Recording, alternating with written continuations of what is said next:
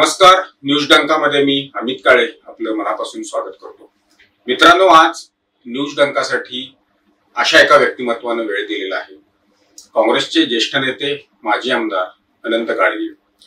मात्र आजच्या या मुलाखतीमध्ये काँग्रेसचे नेते म्हणून आपण त्यांच्याशी बोलणार नाही, तर एक वास्तु विशारद म्हणून आणि अर्बन डेव्हलपमेंट मधले एक अभ्यासक म्हणून आपण आज त्यांच्याशी संवाद साधणार आहोत। नमस्कार गाडगीळ सर। मला तुम्हाला पहिला प्रश्न हा विचारायचा आहे की तो मुंबई आणि पुणे किंवा अन्य अशी जी वाढणारी शहर आहे याच्याबद्दल, मुंबई पुणे आपण प्राधान्याने याच्यावर बोलू शकतो की ही वाढ जी आहे या शहरांची, ही वाढ सध्या सुरूच आहे आणि ही वाढ थांबणार कधी किंवा ह्याच्यावर उपाययोजना काय, एक वास्तु विशारद म्हणून आणि त्याही पेक्षा एक अर्बन डेव्हलपमेंट मधले एक अभ्यासक म्हणून, एक तज्ञ म्हणून तुमचं काय मत आहे? सध्या या विषयावर मी अनेक व्यासपीठांवरनं विचार व्यक्त करतोय, बऱ्याच चॅनेलवरतीही मी बोललेलो आहे। मुळात त्याची सुरुवात कशी झाली तर मुंबई असो पुणे असो, पूर्वी जास्त करून बघा भाड्याच्या घरं असायची ओनरशिप पेक्षा, आणि जी भाडी असायची ती नाममात्र असायची। आता कालांतराने ब्रिटिश म्हणजे स्वातंत्र्य मिळाल्यानंतर ब्रिटिश गेल्यावर त्या इमारती ज्या आहेत, काही 75 वर्षाच्या, काही 100 वर्षाच्या, त्यातल्या भाडेकरूंकडनं येणाऱ्या भाड्यामध्ये आता त्या इमारतींची इतक्या वर्षानंतर मोठ्या प्रमाणात डागडुजीची आवश्यकता निर्माण झाली। ते रिपेअरचे खर्च मालकाला परवडत नाही, भाडेकरू एकत्र येऊन करायला गेले तरी परवडत नाही। म्हणून मग सुरुवातीला सरकारने, आणि या ठिकाणी मी राजकारण बोलणार नाहीये, पण जी सरकार होती त्याने प्रत्येकाने अशी पावलं उचलली की मुंबई पुण्यामध्ये पहिले FSI वाढवायचा, आणि कल्पना वाईट नव्हती, पण सुरुवात त्याची कशी झाली तर तो एक 2.5 FSI स्कीम आली। म्हणजे जुन्या 1938च्या अगोदरच्या इमारतीचं सेस बिल्डिंग असेल तर तुम्हाला ती पाडून पुन्हा ती बांधताना 2.5 FSI द्यायचं सरकारने एक योजना आणली, आणि चांगला, म्हणजे त्याच्यामध्ये बिल्डरचा फायदा, त्याच्यामध्ये खास करून रहिवाशांचे जे भाडेकरू आहेत त्यांचा फायदा आणि मालकाचाही फायदा होत होता। म्हणजे भाडेकरूंना ठराविक 750 स्क्वेअर फुटापर्यंत म्हणा, 500 स्क्वेअर फुटापर्यंत बिल्डर लोक फुकट देत होते जागा, उरलेल्या जागाचे पैसे भरत होते। कालांतराने त्याच्यानंतरची सरकार जी महाराष्ट्रात आली, 2.5चा 3 केला, आता 3चा कुठे 4, कुठे 5 FSI, इथपर्यंत ठीक होतं। पण ह्याच्या पुढे जो वाढीव FSI वाढत चाललेला आहे, माझ्या दृष्टीने तो अतिशय धोकादायक आहे, गंभीर बाब आहे।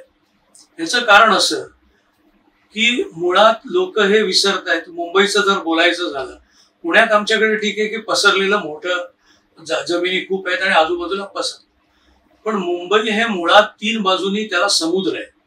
दुसरं, मुंबई हे मुळात शेकडो वर्षापूर्वी 7 बेटांचं शहर होतं, 7 बेटं होती, त्याचं आपण मंडळींनी भराव टाकत कालांतरात गेल्या 200-300-400 वर्षात म्हणा शहर मोठं केलं। आता काय झालेलं आहे, पूर्वी जेव्हा मी अमेरिकन कायमचा परत आलो आणि आर्किटेक्ट म्हणून मुंबई पुण्यात कामं सुरू केली, तेव्हा मला आठवतंय की 2 आणि हल्लीच्या भाषेत म्हणजे 2-3 BHK असा जर फ्लॅट असेल तर त्यावेळेला 3-4 फ्लॅटच्या मागे एखादी कार स्पेस, एखादी गाडीची पार्किंग म्युन्सिपल प्लॅन मध्ये आम्हाला दाखवायला आहे। आज परिस्थिती अशी आहे की 2 BHK म्हणजे मध्यम वर्ग किंवा उच्च मध्यम वर्ग, प्रत्येकाच्या घरात नवरा बायको नोकरी करतात किंवा धंदा, त्यामुळे व्यवसाय करतात किंवा नोकरीवर आहे।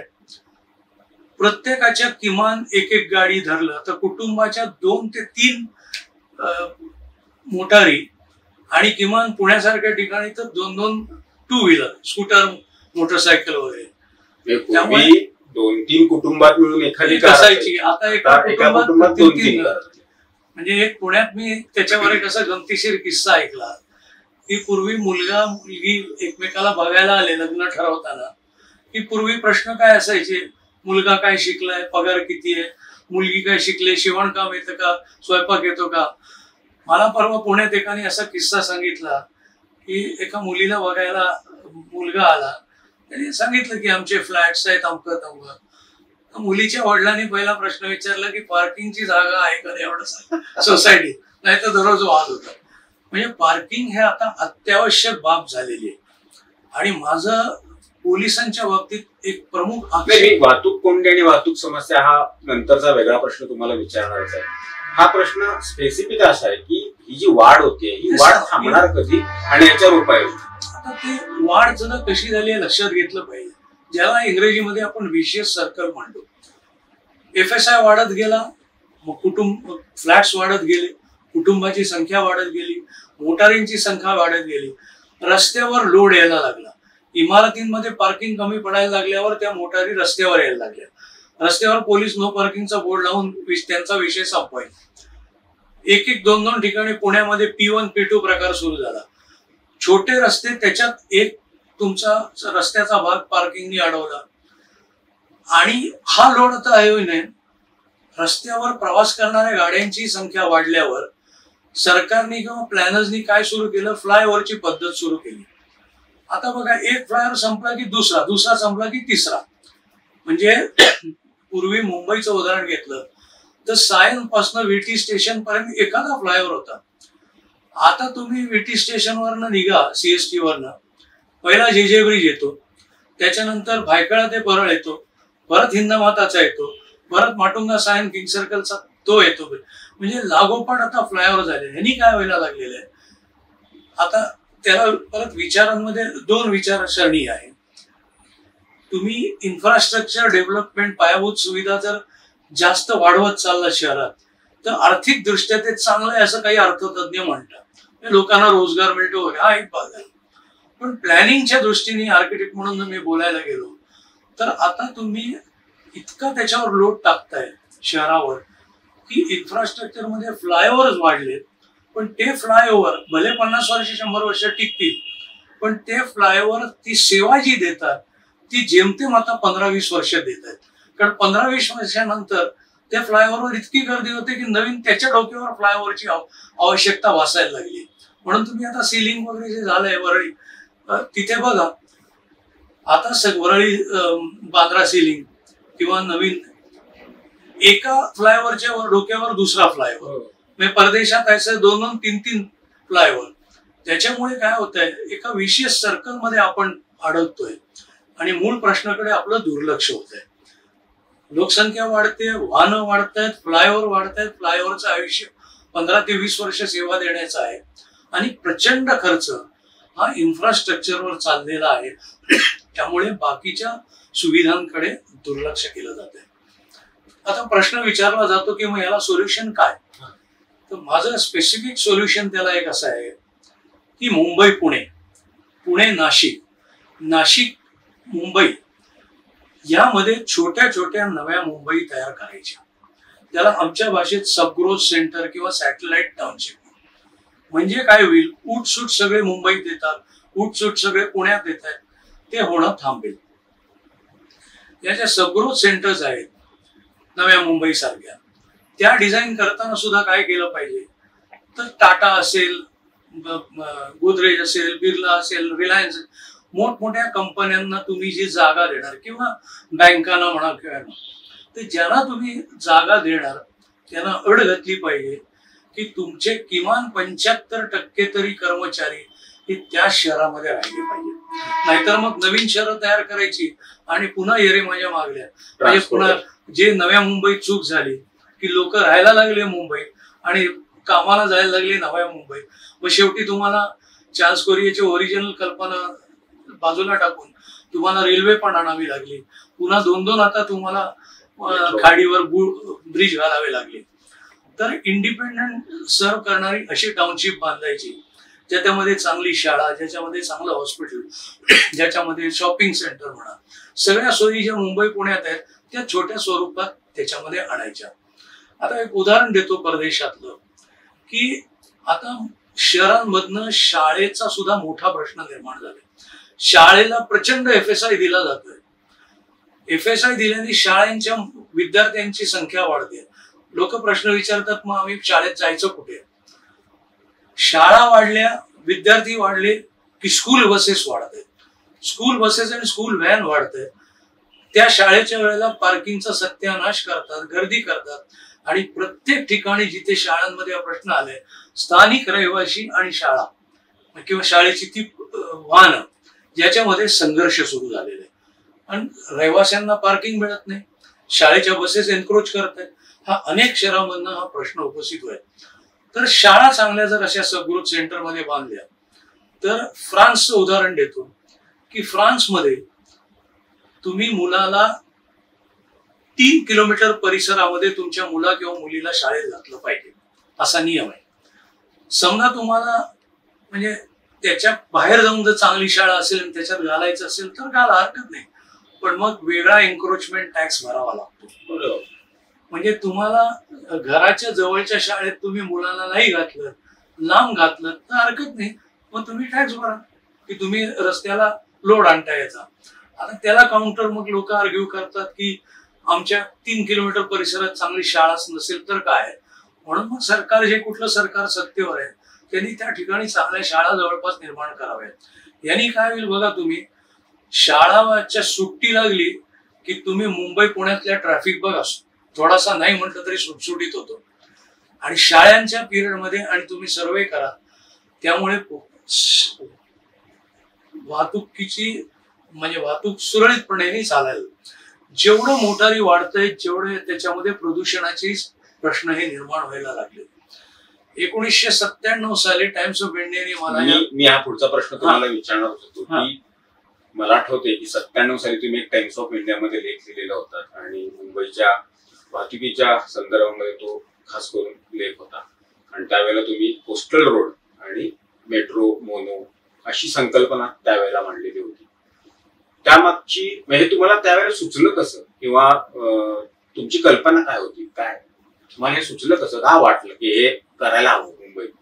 मुळात कसं आहे, मी कुठे टुरिस्ट म्हणून गेलो जगामध्ये की मी पहिलं घर बांधणी आणि ट्रॅफिक याचा अभ्यास करतो. अनेक शहरांचा मी केलेला आहे आणि काय तिथे उणीव आहेत, काय तिथे आहेत किंवा काय चांगल्या गोष्टी आहेत ह्याचा मी नेहमी अभ्यास करतो. आणि जसजसं मुंबई पुणे शहरं वाढायला लागली माझ्या लक्षात आलं की, आणि विशेषतः 91 नंतर, कारण 91 नंतर आपल्या भारतामध्ये जेव्हा नवीन आर्थिक व्यवस्था आणली गेली त्यावेळेला पूर्वी कसं होतं, एखादी मोटर विकत घ्यायची तर खूप पैसे लागायचे आणि ते एक रकमी द्यायला लागायचे. 91 नंतर तुम्हाला नवीन आर्थिक धोरणामध्ये बँका लोन द्या, तेव्हा मोटर हे जे पूर्वी श्रीमंतांचंच एक अधिकार असं साधन होतं ते न राहता सर्वसामान्य माणूस. आणि ते मी ओळखलं की सर्वसामान्य माणूस जर आता याच्या पुढे गाडी किंवा छोटं वाहन म्हणा किंवा मारुती 800 आली किंवा 2 व्हीलर घ्यायला लागले, हे रस्त्यावर लोड वाढणार आहे. आणि त्यामुळे मी त्यावेळेला लिहिलं होतं, पहिलं मी असं केलं होतं की मुंबई शहर हे आमच्या भाषेत लिनियर आहे. सगळा प्रवासात दक्षिण उत्तर आहे आणि पूर्व पश्चिम मुंबईमध्ये दादरचा टिळक ब्रिज सोडला, एल्फिस्टन ब्रिज सोडला तर फारसी पूर्व आणि पश्चिम मुंबईला जोडणारे अशी कुठलीही जोड रस्ता पूल काही नव्हतं पूर्वी, 25-30 वर्षापूर्वी. तर मी म्हटलं की ते पहिलं सुरू करा, त्याच्यानंतर रेल्वे सुरू करा, अशी एलिव्हेटेड रेल्वे की एक हार्बर मुंबईमध्ये आहे की जी विटीवरनं नेते किंग सर्कलला क्रॉस करून बांद्र्यापर्यंत पूर्वी जायची. त्याच्या पलीकडे तुम्हाला अशी कनेक्शनही नव्हती उंचावरनं. म्हणून त्यावेळेला मी म्हटलं की एलिव्हेटेड रेल्वे, म्हणजे मी थोडेसे ते तांत्रिक शब्द वापरले, एलिव्हेटेड रेल्वे सुरू करा, म्हणजे हल्लीच्या भाषेत मेट्रो मोनोरेल. आणि मला आनंद आहे की आज आता सगळीकडे ते सुरू झालं. आणि तिसरं मी लिहिलं होतं की मुंबईला तिन्ही बाजूनी समुद्र आहे, समुद्राच्या काठी 5 मजल्याच्या पेक्षा जास्त उंच इमारतींना परवानगी देऊ नका. त्याच्या उलट Mohammed Ali road, Ambedkar road, Sion Panvel road 50 नाही 100 नाही 200 मधले परवानगी द्या. म्हणजे समुद्रावरनं येणारं वाहतं वारं हे शहरात आतमध्ये येऊन थांबलं असतं. आता नेमकं उलट झालंय, समुद्रकाठी 25, 40, 50 मजल्याच्या इमारती आणि आतमध्ये लालबाग परळला तुम्ही गेलात मुंबईत तर त्या ठिकाणी फक्त ग्राउंड +4च्या इमारती. हे उलट झालेलं आहे. आता बिल्डर लोकांमध्ये सुद्धा स्पर्धा सुरू झाली आहे की माझ्या शेजारचा बिल्डर समजा 20 मजली बांधतो तर त्याच्या पलीकडचा बिल्डर म्हणतो अरे त्यांनी 20 मजली बांधली काय, मी 30 मजली बांधणार. 30 मजली बांधणारा बिल्डर म्हणतो मी 50 मजली. म्हणजे त्यांच्यातही कॉम्पिटिशन चाललेली आहे. पण एक लक्षात येत नाहीये की तुम्ही या 7 बेटा एकत्र केलेल्या शहरावर तुम्ही किती लूट टाकत चाललेला. आणि मग 26 जुलै सारखं होणार नाही तर काय. आता तो प्रश्न मी तुम्हाला नंतर विचारेनच की नाले सफाई आणि एकूण मुंबई जसे तुमते यावर. आता माझं म्हणणं असं की डेव्हलपमेंट झाली पाहिजे, पण प्लॅन डेव्हलपमेंट पाहिजे. पुण्याचं मी उदाहरण देतो. पुण्यामध्ये दोन्ही उदाहरण देतो की पुण्यामध्ये औंध बाणेर इमारती उभ्या राहिल्या, वसाहती उभ्या राहिल्या आणि मग आम्हाला जाग आली आता आम्ही रस्ते काढायला लागलो. अमेरिका का सक्सेसफुल झाले? अमेरिकेने सगळ्यात पहिलं ग्रीड अँड नेटवर्क रस्त्याचं तयार केलं आणि त्याच्यानंतर परदेशामध्ये एक ज्याला आपण एक्सप्रेसवे म्हणतो त्याच्या जवळ अजिबात तुम्हाला बांधकाम करू देत नाही. आपल्याकडे सरसकट बांधकाम सुरू झालेली, काही त्याचा कशाला पत्ता नसतो, झोनिंग असतं. आता पुण्यात भांडारकर रोड, प्रभात रोडचं उदाहरण घ्या. एखादं कमर्शियल आवश्यक असतं की बाबा एक स्टेशनरीचं दुकान म्हणा, ब्रेड, दूध, अंडी असे ठीक आहे. परंतु ती आता सरसकट तुम्ही कमर्शियल केलं. पहिल्यांदा ज्याला आमच्या भाषेत रिटेल कमर्शियल म्हणजे दुकानात परवानगी दिली, त्याच्यानंतर तुम्ही ऑफिसला परवानगी दिली. आता पुण्यातला भांडारकर रोड, प्रभात रोड हा जो एक चांगला प्लॅन भाग होता त्याचा सध्या भट्ट्याबोळ झालेला आहे. सगळीकडे कमर्शियल झाले, उभारणं शक्य नाही. आता मी त्याला एक सोल्युशन दुसरं एक दिलं, म्हणजे पार्किंग पण आणि शॉपिंग याचं एक पर्याय सुद्धा मी सरकारला सुचवलाय मागेच. आणि तो कसा, तर सोनं चांदी, टीव्ही, टेप रेकॉर्डर अशा ज्या गोष्टी आहेत की ज्या आपण 5 वर्षातनं एकदा घेतो. सर्वसामान्य माणूस दिवाळीला कधीतरी टीव्ही घेतला, मग 5 वर्षांनी वॉशिंग मशीन घेतलं वगैरे वगैरे. ही दुकानं जी आहेत ही तुम्ही पहिल्या मजल्यावर टाका. अशा दुकानांना खालच्या मजल्यावर परवानगीच देऊ नका. म्हणजे काय होईल, खालचे मजले रिकामे झाले, खालचा मजला की तो पार्किंगला वापरता येईल. त्यामुळे पुण्याच्या लक्ष्मीवीरचं उदाहरण घ्या किंवा पार्ला, मुंबईत पार्ला घ्या की रस्त्याच्या कडेला शॉपिंगला विविध रानडे रोड कडेला जे शॉपिंग करण्याकरता लोक येतात आणि गाड्या पार्क करून ट्रॅफिक जाम होतो, त्या गाड्या त्या इमारतीच्या आतमध्ये जातील किंवा इमारतीच्या लोकांना. आणि ही दुकानं पहिल्या मजल्यावर घाला जी दररोज लागणार नाही. मग दूध, ब्रेड, अंडी वगैरे हे जे बिस्किट अशी जी दररोज लागणारी दुकान, साधनाची दुकान आहे ती तुम्ही ग्राउंड फ्लोअरवर, तळ मजल्यावर अलाव करा. म्हणजे त्यामुळे पार्किंग उपलब्ध होईल आणि दुकानदारांची काही गैरसोय. परदेशातून सगळीकडे तसंच आहे. आता तुम्ही हा एक औंध बाणेरचं मी उदाहरण दिलं, उलट मुंबईचं उदाहरण घ्या. म्हणजे मी ब्रिटिशांना, बाकी ब्रिटिशांनी आपल्यावर अत्याचार केले, जुलूम केला, स्वातंत्र्य हिरावलं, हे सगळं असलं तरी ब्रिटिश इंजिनिअरिंग फार पुढचं विजन हे केलं, हे माझं आजही मत आहे. ते कसं, तर ब्रिटिश काळामध्ये बांधलेले लोखंडाचे पूल आजही जिवंत आहेत. त्यांची त्यांचे लाईफ स्पॅन संपलेले आहेत. ते इकडे पत्र पाठवतात. त्यांचा सेफ्टी फॅक्टर 25 ते 50 वर्षाचा आहे. आणि मुंबईमध्ये पारसी कॉलनी असेल, शिवडी वडाळा इस्टेट असेल, सायन जैन सोसायटी असेल, गिरगावातला काही भाग, पार्ल्यातला काही भाग, पांढऱ्याला हिल रोड, कार्टर रोडच्या बाजूचा भाग, 1932 साली ब्रिटिशांनी ब्रिटिश इम्प्रुव्हमेंट ट्रस्ट स्थापन केला आणि त्याच्या अंतर्गत राईट अँगलचे रस्ते, ठराविक उंचीच्या इमारती, असं सगळं डिझाईन त्यावेळेला त्यांनी केलं. त्यामुळे या वस्त्या टिकल्या. प्रचंड झाडी, अंतरांतराला दर 20 फुटाला तुम्हाला झाड दिसतं. यामुळे एक चांगलं शहर त्या काळात ते किंवा त्या वसाहती निर्माण झालेल्या होत्या. आता ठीक आहे की आता नियमाप्रमाणे आम्हाला आर्किटेक्ट लोकांना नवीन बिल्डिंग बांधताना जुनी काढली तर झाडं दाखवायला लागतात, चांगली गोष्ट आहे. परंतु ते इमारतीमध्ये केवळ आम्ही लावतो, म्हणजे बिल्डर लोक सुद्धा लावतात, पण झाडांचं प्रमाणही जेवढं वाढायला पाहिजे तेवढं नाहीये. त्यामुळे तुम्ही बघा आता मुंबई, पुण्यात मे महिन्यात लोक ओरडतायत हीट जास्त आहे, हीट जास्त आहे. हे काय आहे, जसं पावसाळ्यात आपण त्या विषयावर येणार होतो की मी सभागृहात आमदार असताना विषय काढला की 26 जुलै का झालं. तर 26 जुलै ठीक आहे, आपण महापालिकेला दोष देतो की पाईप साफ केले नाही, गटार साफ केले नाही, पण दुसराही एक लोकांनी विचार केला की आपली काही जबाबदारी आहे की नाही. आणि उदाहरण देतो, पूर्वी ह्या ज्या मी वसाहती सांगितल्या ब्रिटिशांनी प्लॅन केलेल्या, त्या प्रत्येक वसाहतीमध्ये इमारत आणि कंपाऊंड वॉल याच्यामध्ये बागकाम केलेलं असायचे, माती असायची, पावसाचं पाणी झिरपायचं. आज मुंबईत आम्ही पण दोषी आहोत आर्किटेक्ट म्हणून, कारण पार्किंगची रिक्वायरमेंट फुलफिल करायला आम्ही सगळं ग्राउंड फ्लोअर, सगळा तळमजला कॉन्क्रीट करून टाकतो मोटारीन करता. त्यामुळे पाणी झिरपायला जागाच मुंबई पुणे शहरात आता उरली नाही. आणि मी दाखवून दिलं ज्या वेळेला सभागृहात मी या विषयावर बोललो की 7 वर्षात मुंबईमध्ये 10 लाख स्क्वेअर फूट आणि पुण्यामध्ये 2.5 लाख स्क्वेअर फूट माती जाऊन कॉन्क्रीट आपण लोकांनी तिथे आणलेलं आहे पार्किंग करता. मग तत्कालीन पर्यावरण मंत्री त्यांनी सभागृहात माझ्या चर्चेला उत्तर देताना सांगितलं की आम्ही कायदा करणार आहोत की 30% जागा पार्किंग मध्ये झाडांना सोडली पाहिजे. दुर्दैवाने अजूनही त्याच्यावर GR आलेला नाही. मी राजकारण बोलणार नाही म्हणून मी कुणाचं नाव घेत नाही, सरकारचं किंवा व्यक्तीचं, पण 30% नाही किमान 10% तरी तुम्ही आणा, कुठलंही सरकार असू दे.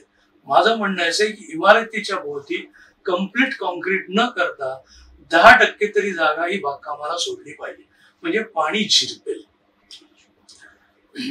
32 साली ब्रिटिशांनी डिझाईन केलेल्या ड्रेनेज आणि वॉटर सप्लाय लेआउटवरच मुंबई ठरली. आता त्याच्यात बरीच सुधारणा, पण हे अनेकांना माहित नाही. इतर एवढं म्हणजे लोकसंख्या एवढी वाढून सुद्धा, आणि त्यामुळे हे जर नाही केलं तर मुंबई पुण्याची अवस्था अतिशय वाईट बकाल होणार आहे. पाणी टंचाई सुरू होईल, कारण लोकसंख्या प्रचंड हाताबाहेर गेली, ट्रॅफिक जॅम व्हायला लागतील, आणि शेवटी एका ठराविक मर्यादेवर तुम्ही किती फ्लायओव्हर बांधणार, तुम्ही किती रस्ते वायडनिंग करणार, किती कॉन्क्रिटिंग करणार, आणि जेवढं तुम्ही डांबर काढून कॉन्क्रीट वाढवताय शहरांमधनं, तेवढी त्या शहराची हीट वाढत चाललेली. कॉन्क्रीट हीट नेहमी इमिट करतं, त्याच्या तुलनेनं झाडही कमी आहेत. FSI बद्दलचे जे काही नियम किंवा धोरण आहेत सरकारची, त्याच्याबद्दल तुमचं काय मत आहे?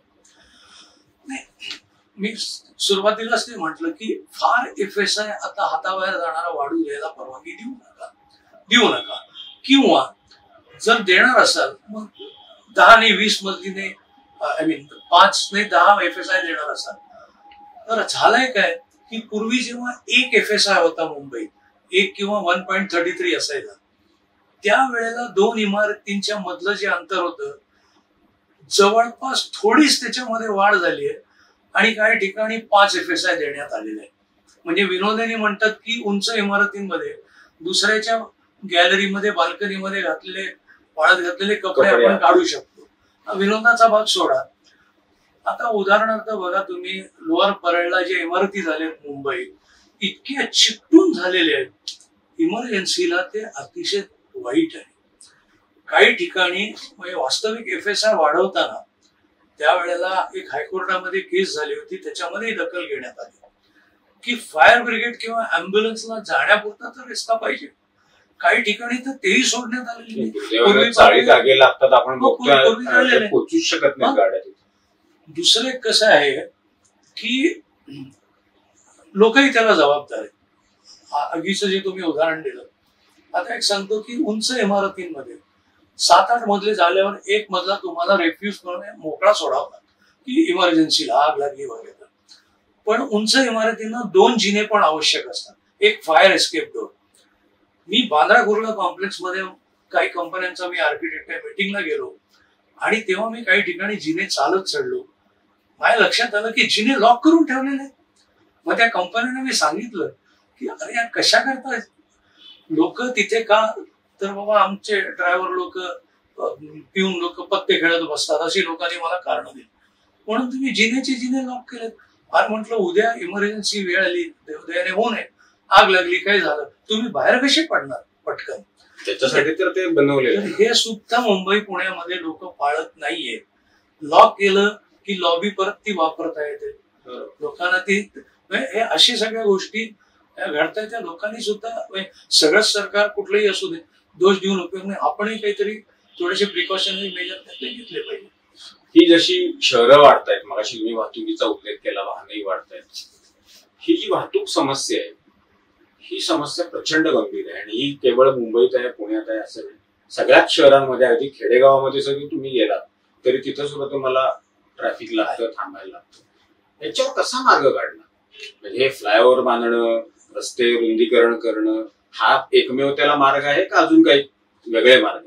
हाच मी सगळीकडे मांडतोय ना विचार, की आहेत त्या शहरांवर आता तुम्ही ताण लोड देणं विसरून जा.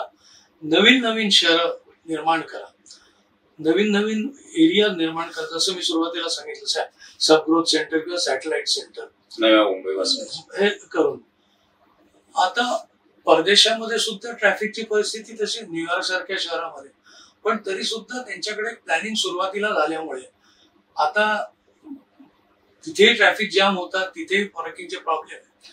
तिथे पार्किंग रस्त्यावर उभं केलं तर तुम्हाला मीटर असतं आणि त्याचे पैसे भरायला, आणि जर ती वेळ निघून गेली तर पोलीस तुम्हाला फाईन मारतो. हे सगळं ठीक आहे, पण जोपर्यंत तुम्ही आता असंच धरून चाललात की मुंबई वाढली, म्हणजे आहेत ते FSI वाढत चाला, तर मग परिस्थिती अवघड होणार. नाही, ही वाहतूक समस्या जशी आहे तशी पार्किंगची पण आहे. म्हणजे आता तर सरकारनं नवीन नियम केलेला आहे की पहिल्यांदा गाडी उचलली नो पार्किंग मध्ये किंवा अयोग्य ठिकाणी गाडी पार्क केली म्हणून तर 700 रुपये दंड, दुसऱ्यांदा उचलली की 1700. अशा दंडाची फिगर वाढणार आहे. हा प्रकार आहे. म्हणजे सर्वसामान्यांनी मग गाड्या लावायच्या कुठं? कारण प्रत्येक ठिकाणी पार्किंग तुम्हाला मिळतच असं नाही. त्याच्यावर काय उपाय? एक त्याला असं आहे की, आणि पोलीस काय फोटो काढतात, झालं, पोलिसांचं काम झालं. पूर्वीसारखं आता राहिलेलं नाही, सगळं ऑनलाईन झालेलं आहे. एक असं आहे की या विषयावर मी काही संबंधित मंत्री आणि पोलिसांनाही लिहिलेलं आहे की पहिली गोष्ट म्हणजे आता पार्किंग ही अत्यावश्यक बाब झाली आहे. हे सरकार आणि वाहतूक पोलिसांनी ओळखलेलंच नाहीये, ही आता गरज आहे. आणि त्यामुळे तुम्ही जिथे जिथे तुम्हाला पार्किंग करता येईल, आपल्याकडे काय होतंय, पार्किंगही काढून टाकलं जात आहे. आणि परदेशामध्ये कौतुक केलं पाहिजे की परदेशामध्ये पादचाऱ्याचा हक्क हा प्रथम दिलेला आहे. मी प्रत्येक ठिकाणी प्लॅनिंग मध्ये माझ्या विद्यार्थ्यांनाही सांगतो, परदेशात जेव्हा मी शिकवायला जायचो किंवा आता पुण्यातही मी, की तुम्ही पादचाऱ्यांना जास्त चालायला लावू नका. म्हणजे ब्रिज सगळीकडे आपल्याकडे चुकीची पद्धत काय केली की पेडेस्ट्रियन करता ब्रिज तयार केले. कशाला तो वर चढेल?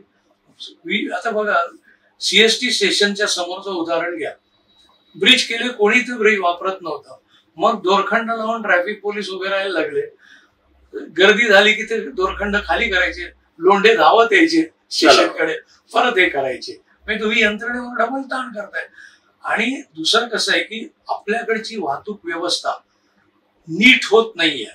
याचं एक कारण वाहतूक पोलीस आहे. चौकात पोलीस उभाच राहत नाही.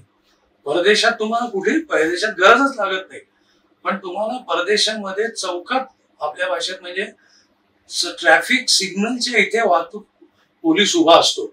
चुकलात तर ताबडतोब थांबवतात, डायरेक्ट करतो. आपल्याकडे तुम्ही बघा, मी स्पॉट दिलेले आहेत पोलिसांना. म्हणजे मुंबईचं जर उदाहरण द्यायचं झालं तर विटी स्टेशनकडनं आपण समजा मंत्रालयाकडे जायला लागलो, एरॉस टॉकीजकडे, हायकोर्टाच्या अलीकडे उजवीकडे वळला, सिग्नलला एकही पोलीस नसतो, पण हायकोर्टाच्या साईडच्या दरवाजाच्या इथे 5-5 पोलीस उभे असतात.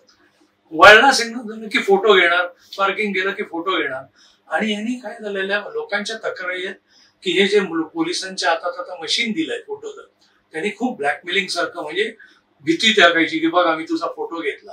आणि आता ऑनलाईन झाल्यामुळे, पूर्वी RTOचं पत्र घरी यायचं की तुम्ही अमक्या दिवशी गुन्हा केलाय, दंड भरा. आता ते वेबसाईटवर टाकलं जातं की लोकांना, सामान्य माणसाला कळतही नाही आणि ते वाढत जातं. त्यामुळे हा एक त्यातला ऍडमिनिस्ट्रेशन मधला भाग झालाय की जर वाहतूक पोलीस रस्त्यात व्यवस्थित उभे राहिले तर तुमची वाहतूक सुरळीत होईल. पण वाहतूक सिग्नलचीच वाहतूक पोलीस नाही आणि तो मात्र कलेक्शनला उभा आहे आणि याच्यावर कोणी काही बोलायलाच तयार नाहीये आपल्याकडे. हा यंत्रणेतला मोठा दोष दूर झाल्याशिवाय वाहतूक सुधारणार नाही. पार्किंग मी म्हटलं तसं आता केवढे मुंबई पुण्यामध्ये वॉकवे केले, कोट्यवधी रुपये वाया गेले मुंबईतले. तर आता सर, मी पाडायची वेळ ज्या ठिकाणी राहतो 7 वर्ष मी त्या ठिकाणी राहतो आणि आमच्या घरासमोरच तो ब्रिज. एकदाही मी चढलेलो नाही किंवा त्या ब्रिजवरून कोण चालतंय येते जाते वर्दळ होते हे सुद्धा बघितलेलं नाही. फुकट पैसे त्या ब्रिजमध्ये झाले. ते खूप कोट्यावधी रुपये त्या वॉकवे मध्ये वाया घालवले. म्हणून माझं जे म्हणणं होतं की पेडेस्ट्रियनना जिना चढायला लावू नका. मग वेळ आली तर त्याच्याऐवजी मोटर पटकन येते चिन्या आपलं रस्त्यावरनं वर असं पुलासारखं केलं की चढेल, मोटर उतरेल. त्याच्याऐवजी तुम्ही त्याच ठिकाणी जर पादचाऱ्यांना चढायला लावलं तर तो कशाला 50-100 पायऱ्या चढेल आणि परत ती ताण करायला पाहिजे. दुसरं असं आहे की झोनिंग परदेशात जे केलेलं आहे की रेसिडेन्शियल भाग म्हणजे रहिवाशांचा भाग, तो भाग आहे थोडंफार त्याच्यात कमर्शियल, मग वेगळा काढला. जसं MIDC आपल्याकडे आहे, इंडस्ट्रियल समजू शकतो. असे वेगळे भाग केले तुम्ही तर ठीक आहे. आता त्याला पळवाटा काढून रेसिडेन्सच्या खाली दुकानं, मॉल्स, कमर्शियल ठराविक याचे मॉल आणि रेसिडेन्शियल कंबाईंड, म्हणजे हा जो मिक्स लँड यूज सुरू झालेला आहे ना, त्याने सुद्धा सगळीकडे गोंधळ उडालेला आहे. पूर्वी कसं होतं, रहिवासी म्हणजे रहिवाशांच्याच एरिया मुंबई पुण्यात वेगळ्या, कमर्शियल तर जसं मुंबईत किंवा मुंबईत आता पुण्यामध्ये मार्केट यार्ड भाजी करता वेगळंच काढलेलं आहे. हा, भोरेआळी, छोट्या मोठ्या सगळ्या इंडस्ट्री याच्या करता, जिन्सा करता एक भोरेआळी वेगळा भाग कमर्शियल. मुंबईमध्ये कापडा करता मोता मार्केट, क्राफर मार्केट, असं सगळं आहे. आता ठिकठिकाणी सगळं मॉल आणि हे सगळं मिक्सच करू की खाली मॉल वरती रेसिडेन्शियल किंवा खाली हॉटेल मोठाली आणि त्याच्यातच सगळं कंबाईंड झालेलं आहे. आता यांनी सगळं मिक्स लँड यूज हा आता म्हणजे यांनी सगळ्या शहरांची वाताहत व्हायला सुरुवात आलेली आहे. शेवटचा प्रश्न, मे महिना आला की आपल्याकडे वर्तमानपत्रात रोज बातम्या बघायला मिळतात की नाले सफाईचे आदेश दिले, नाले सफाई सुरू झाली, मग लोकप्रतिनिधी त्या नाल्यांवर जातात, किती सफाई झाली आहे किती नाही झाली हे बघतात, सूचना देतात, प्रशासनाचं काम सुरू असतं, लाखो कोट्यावधी रुपये त्यावर खर्च होतात आणि थोडा जास्त पाऊस झाला मुंबईत की मुंबई तुंबलेलीच असते. हे दरवर्षीचं रडगाण. यावर काय उपाय? एक मी जो उपाय सुचवलाय की बागकाम म्हणजे पाणी झिरपायला द्या. दुसरं मी तुम्हाला साऊथ कोरियाचं उदाहरण देतो. त्यांनी आता मी परत राजकारण बोलत नाही, पण एक खरं स्मार्ट सिटी हा चांगला कॉन्सेप्ट आणला गेला होता, पण तो आता पूर्णतः फेल गेलेला आहे. मी त्याच्यात अधिक बोलत नाही कारण मग लोकांना मी राजकारण बोलल्यासारखं वाटतं.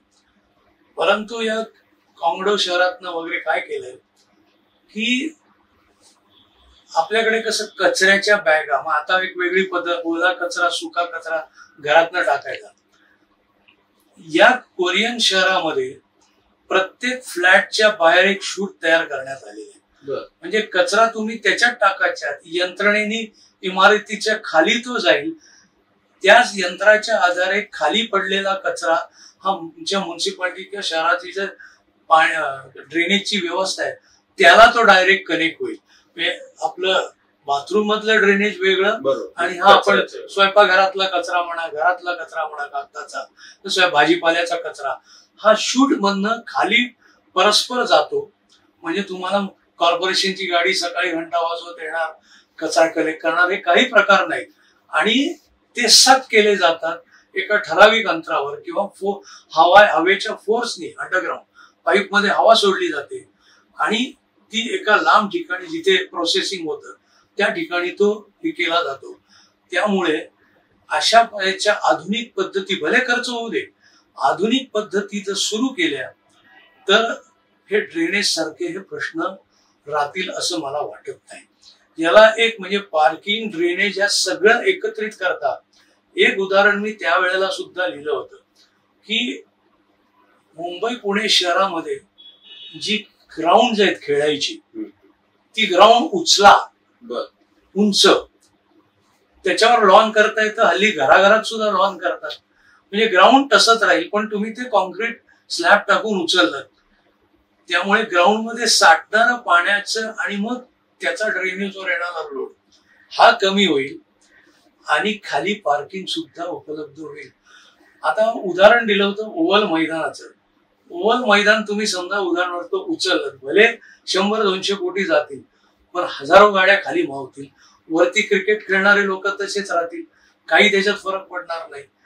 असे तुम्ही इनोव्हेटिव्ह आयडियाज खर्च होणारच आहे, आणत नाही तोपर्यंत काही परिणाम होणार नाही.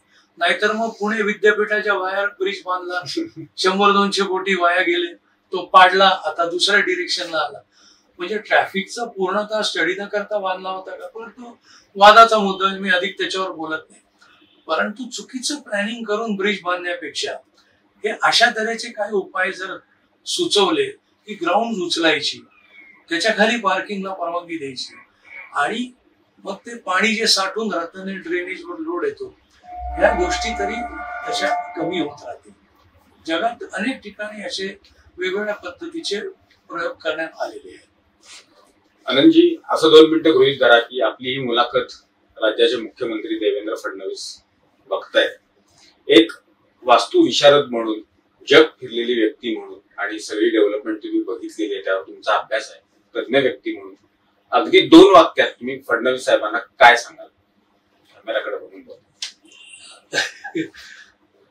राजकारण खरं बोलायचं नाही, पण 97च्या टाइम्स ऑफ इंडियाच्या माझ्या लेखाचा उल्लेख मला जाणीवपूर्वक करावा लागला, कारण मुंबईत जे कोस्टल रोड वगैरे बांधण्यात आले ते आम्हीच बांधले असा त्यांचा प्रचार सुरू झाला.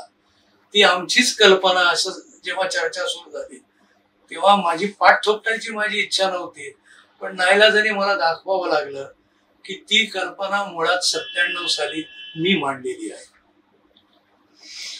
धन्यवाद. आपण न्यूज डंकासाठी वेळ दिलात आणि या सगळ्या विषयांवर आपली मतं सविस्तर मांडली त्याबद्दल.